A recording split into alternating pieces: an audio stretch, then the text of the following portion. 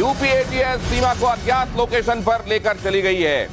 सीमा से नामालूम लोकेशन पर हो रही है पूछताछ। सीमा की लोकेशन को लेकर सस्पेंस बढ़ गया है। कल नोएडा के सेक्टर 94 के ऑफिस में हुई थी पूछताछ। सेक्टर 94 के ऑफिस में कल हुई थी पूछताछ, लेकिन आज कहां हो रही है पूछताछ, इस बारे में अभी तक कुछ पता नहीं चला है। कल 8 घंटे तक ड्रिलिंग हुई थी, 8 घंटे तक सीमा से पूछताछ हुई थी और यही जानने की कोशिश की कि सच क्या है। क्या सीमा एक अंडरकवर एजेंट है, पाकिस्तानी एजेंट है, या वाकई वो सचिन की लवा है। यहां सीमा की लोकेशन को लेकर सस्पेंस बढ़ा हुआ है। अज्ञात जगहों पर ले जाकर पुलिस पूछताछ कर रही है। पुलिस को यह लग रहा है कि वहां मीडिया का जमावड़ा उसकी पूछताछ की सामान्य प्रक्रिया को हैम्पर कर सकता है। और यहां आप देख रहे हैं किस तरीके से सचिन को इस गाड़ी में इस तरह से ले जाया जा रहा था कि कांच से उसका कोई चेहरा ना देख पाए, उसको नीचे दबाकर यूं ले जाया जा रहा था कि लोगों को पता ना चले कि गाड़ी में कौन कौन सवार है। और यहां पर आप देख रहे हैं इस तरीके से सचिन से, उसके पिता नेत्रपाल से और सीमा हैदर से ये पूछताछ चल रही है। अज्ञात जगह पर कल ले जाकर पूछताछ की गई थी, जिसके बारे में ये पता चला कि वो सेक्टर 94 में पूछताछ हो रही थी। और अब ये पता चला है कि आज भी ऐसी एक जगह पर ले जाकर सीमा से पूछताछ हो रही है जो मीडिया को नहीं बताई गई है। मीडिया को इस बारे में पता नहीं है कल क्या क्या पूछताछ हुई और उसमें क्या क्या पता चला। आज कौन सी बातें हैं जिनके बारे में आज ड्रिल किया जाएगा, पूछा जाएगा। और क्या ऐसा हो रहा है कि सीमा से कुछ बातें पूछी जा रही हैं, सचिन से कुछ बातें पूछी जा रही हैं, नेत्रपाल से कुछ बातें पूछी जा रही हैं, और ये देखा जा रहा है कि इन बातों में एक रूपता है या ये बातें अलग अलग बताई जा रही हैं। यहाँ कई बातें एक साथ बिठाकर पूछी जाएंगी और कई बातें ऐसी जो अलग अलग बिठाकर पूछी जाएंगी, और उससे नतीजा निकालने की कोशिश होगी कि कहां पर कौन झूठ बोल रहा है, कहां पर मिसिंग लिंक्स हैं, कहां पर बयानों में अंतर है। और उससे ये पता चलेगा कि असल में सीमा कितना सच बोल रही है और कितना झूठ।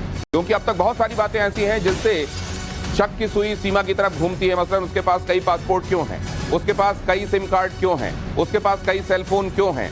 वो कई जगहों पर उसने जब लोगों से बातचीत की तो उसने अपना फोन इस्तेमाल ना करके दूसरों का फोन इस्तेमाल क्यों किया।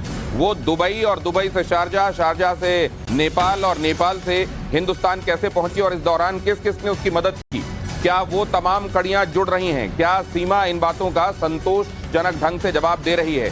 क्या पुलिस को तमाम लिंक्स मिलती चली जा रही हैं? क्योंकि उधर आप देख रहे हैं पाकिस्तान ने इस बारे में ये कहा है कि हमारी खुफिया एजेंसियों ने जानकारी जुटा ली है और वो ये बता रही हैं कि यहाँ सीमा कोई जासूस नहीं है, बल्कि वाकई एक व्यक्ति के प्यार में दीवानी होकर वो हिंदुस्तान चली गई है।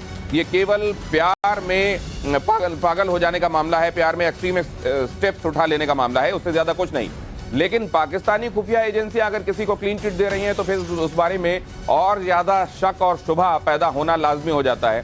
क्योंकि पाकिस्तान की तरफ से क्लीन चिट दिया जाना, इसका मतलब पहले तो आपने देखा कि इस पूरे मामले में पाकिस्तान ने चुप्पी साधे रखी। उसके बाद पाकिस्तान इस मामले में सामने आया और उसकी खुफिया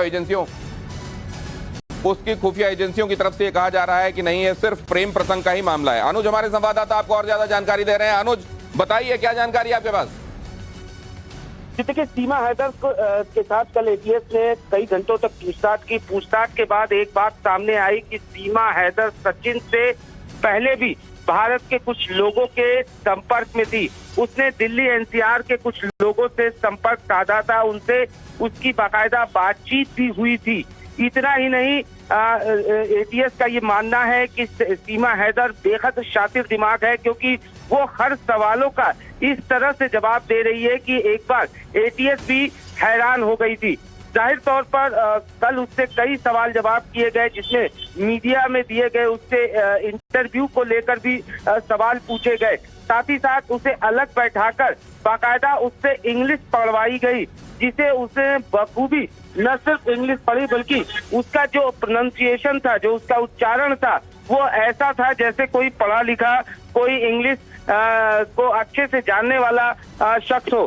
तो जाहिर तौर पर एक तरीके से कहा जा सकता है कि एटीएस सूत्रों का अब ये मानना है कि सीमा हैदर से कोई भी राज उगलवाना इतना आसान नहीं है। और यही वजह है कि सीमा हैदर से आज भी एटीएस की टीम जो है वो पूछताछ करेगी और उससे कई सवालों का जवाब पता करने की कवायद की जाएगी। जी अनुज, आपके पास हम लौटेंगे, आप इस पर प्लीज निगाह रखें। आप जो जानकारी दे रहे हैं वो बहुत महत्वपूर्ण है। हमारे संवाददाता अनुज जो कि ये बता रहे हैं कि अंग्रेजी न सिर्फ वो बोलती है, आपने अभी तक ये देखा था कि वो उर्दू के साथ साथ हिंदी का बहुत अच्छा समावेश करती है और हिंदी के बोलने के क्रम में वो जब अंग्रेजी बोलती है तो वो बड़ी नफीस अंग्रेजी बोलती है। और अब यहाँ ये पता चल रहा है कि अंग्रेजी का पूरा एक पैराग्राफ, पूरा एक पेज उससे जब पढ़वाया गया तो उसका जो एक्सेंट था, उसके बाद उसको पढ़ने का जो तरीका था वो ये बताता है कि अंग्रेजी में उसे ट्रेनिंग दी गई है। मतलब ये कि जो कुछ दिखाई दे रहा है वो कम से कम बिल्कुल वैसा नहीं है और उसके अतिरिक्त भी बहुत सारी ऐसी चीजें हैं जिनका सामने